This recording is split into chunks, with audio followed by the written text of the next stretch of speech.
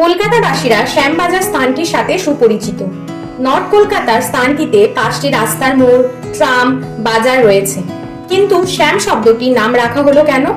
Welcome to Kolkata শহরের নামের ইতিহাস সিরিজ 3, যেখানে আমরা কলকাতার বিভিন্ন জায়গার নামের ইতিহাস জানব। দুটি প্রচলিত মতবাদ রয়েছে, শ্যামাকালী মন্দির থেকে শ্যামবাজার আর ধনী মারোয়ারি ব্যবসায়ী শ্যাম রায়ের নাম থেকে শ্যামবাজার। দ্বিতীয়টি গ্রহণযোগ্যতা বেশি রয়েছে। 1700 সালের আগে সুতানাটি গ্রামের অংশ ছিল এই স্থানটি।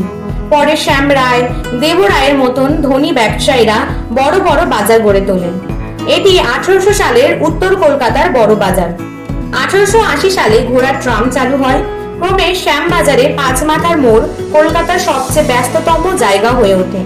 এই স্থানটিতেই Scottish church college, city college, Vidyasagar college রয়েছে।